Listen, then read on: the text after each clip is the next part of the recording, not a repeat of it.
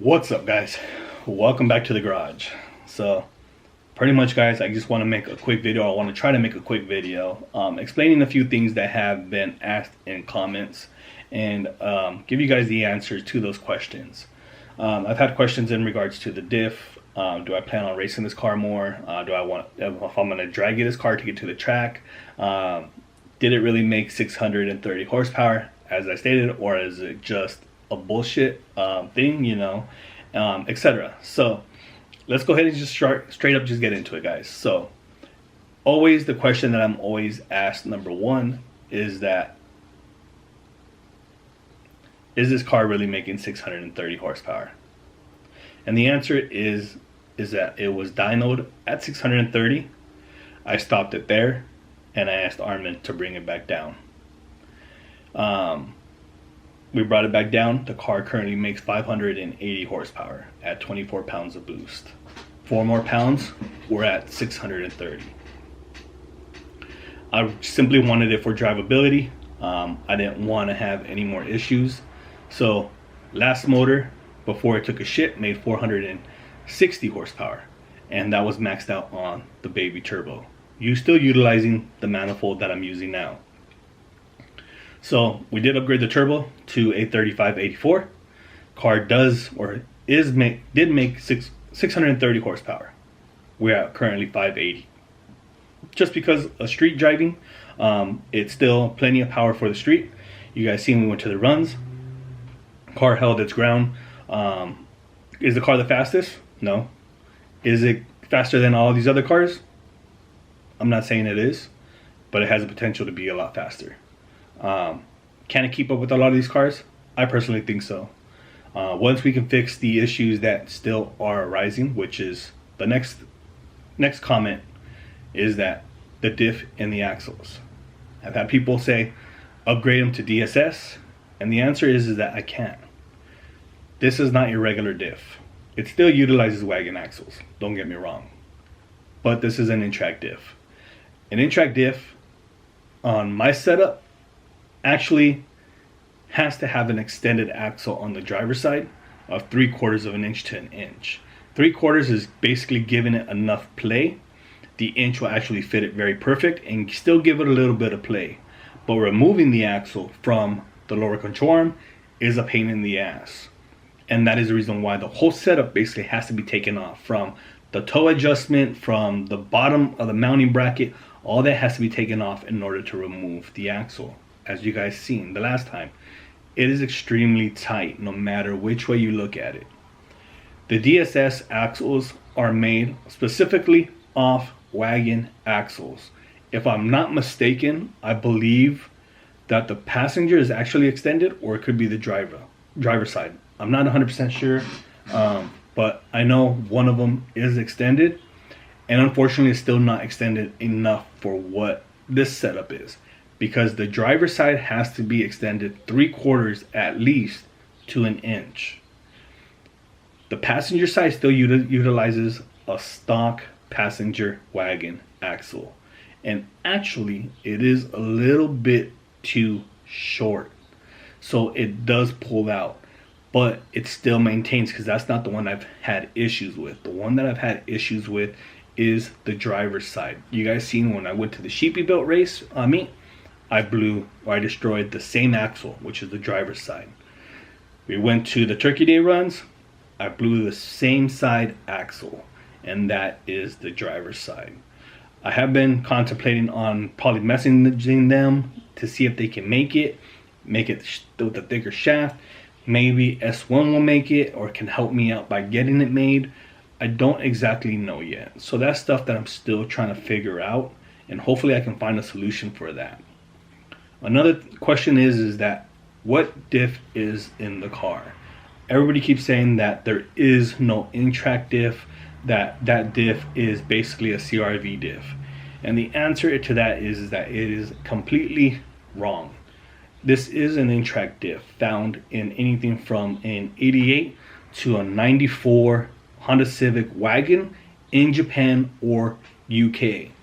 The wagon is not made from 88 to 94 here in California or the United States. It is only a 88 through a 91. There is no 92s, 93s, 94s, or 95s, etc. There is none of that. In Japan, I believe they actually went up to a 95 or a 96, if I'm not mistaken. Because if I remember correctly, I used to own a Beagle, and the Beagle was a 1995.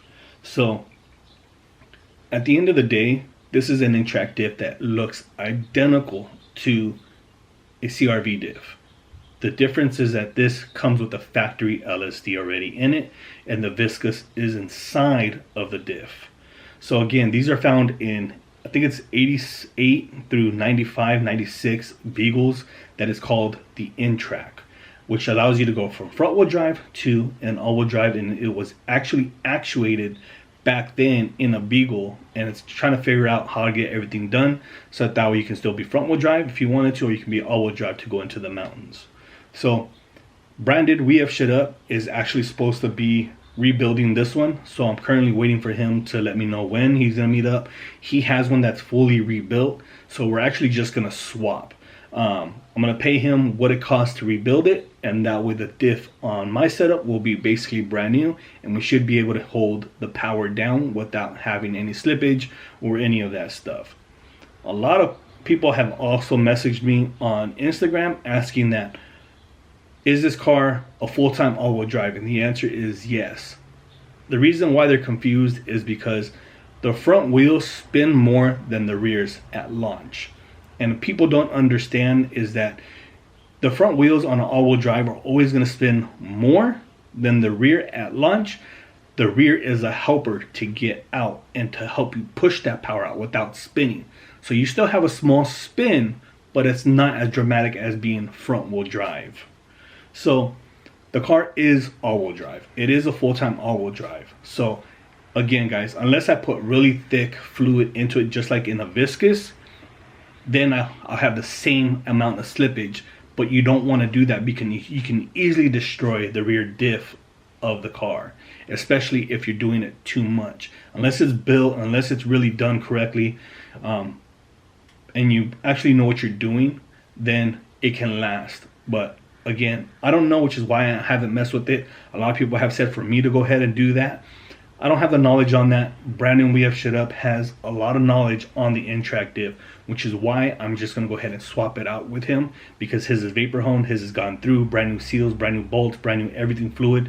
Made sure that all the discs are good, because destroying the disc on this, you basically destroyed your wagon diff in general. On taking this car to an event track, or do I plan on throwing the Draggy onto this car so you guys can really see what this car, how fast it is, and what it'll do a quarter mile, etc. And the answer is yes. I actually purchased a Draggy over the Black Friday sales and all that, and I do have it in hand. So I will be doing a video on that here. I just got to get used to it, see how Draggy works. I'm not as knowledgeable as a lot of people will say, or say it's easy. I'm pretty retarded when it comes down to this computer shit and getting things to work. So it's going to take me a little bit time getting used to it and how to get it to work. And we should be able to do some pulls in the back streets or the back roads on a level surface, so that way nobody gets hurt, and that way we can actually get a really good timing on it. So stay tuned for that. That should be coming up. Another thing is that I've already dropped off the motor for the car with Julian. Unfortunately, those videos got corrupted, and I'm not sure what's going on with the whole GoPro or what the hell's going on with the memory card, but it does not pull them up whatsoever. So I'm gonna go ahead and try to get some more videos, or try to get videos on the engine being over there, give you guys an update of what's going on. I've ordered a ton of parts for the car already for this motor. We are pretty much doing a built motor with the exception of cams. So that's the only thing we are leaving out, is just cams at this point in time. Everything else is getting upgraded to the Drag Cartel timing chain, as to Type S oil pump conversion. Also doing the crank pulley, or whatever it is, the one that you have to put for the keyway from Drag Cartel now. So you utilize that. I think Dana made a video of his that he actually made, and you can make it by yourself, but I guess he made his. So I did order all that. It's all for the timing chain cover, stuff like that. The builder, Julian Motorsports, or Julian from Julian Motorsports, he is actually ordering me new valves, because we are going to go ahead and put valves on it to make sure that we have that safety of, instead of one breaking, they'll just bend or whatever, and that we won't melt it to the piston or whatever. So we are taking that precaution also. So valves, valve train is all going to be done to it. There's a few other upgrades that I'm going to be doing to the engine. I'm still contemplating on changing out the intake manifold to an it's going to Ultra one for a little bit more breathing. Turbo manifold is already on its way. We do have another turbo for the car. It's the same turbo, just I might just keep that one as a backup for now, depending on how things go. But we still have a lot of parts for this car, and so I'm still trying to figure out little things by little things. And I need to get the shifter springs, the D10 springs, and all that installed on the car. Those are arrived. So I'll probably be doing that on the next couple of videos, addressing the transmission, because we did have some issues shifting, and I feel that a lot of the problems can be solved with those D10 springs and also the shift selector springs. So all that should be getting taken care of. And another question that I'm always asked, guys, is that what is the color combo, what is the color code to the car? And to be 100% honest with you guys, is that there is no color code. Unfortunately, this color was, or fortunately, this color was made utilizing an EF maintenance handbook. So it's a color that I've digged. I've always loved that color. What I ended up doing was taking that magazine or that catalog to One Stop Paint Shop here in San Bernardino or Riverside area, and I ended up taking it to them, and we kind of messed with the color, started adding a little bit more blue, a little bit more green, a little bit more yellow, white, you know, I mean, we started adding a little bit more colors, and we got to the color that we got to, and we dabbed it, and that's where I stuck with the Gumby color. It kind of matched up to Gumby. So again, guys, I apologize, but there is no color code for this color, and I'm not trying to necessarily be a gatekeeper, but I really don't want another EK out there with the same color. But you know, it is what it is, guys. At the end of the day, I'm happy where the car is at. I do drive it, I do enjoy it, and I promise you guys, we are going to be getting serious about the built motor here soon. So hopefully in these next couple of videos, we can get the D10 springs and the shifter springs all put together. I have some stuff I need to modify for the rear trunk of the car, because I don't have license plate lights right now, because it is a Domani trunk and they take different plugs for the license plates, and I need to get that swapped over, fixed, so that I don't get pulled over by CHP for not being able to read the damn license plate. So little stuff that needs to be getting taken care of. Hopefully we can get all that situated, and yeah, guys, I mean, we'll see how things go. I'll keep you guys updated as I stated, and yeah, pretty much gonna do it for the end of the video. But with that being said, guys, hopefully you guys enjoy it. Hopefully you guys stay tuned for, you know, Draggy pulls. We're gonna see what this car can really do.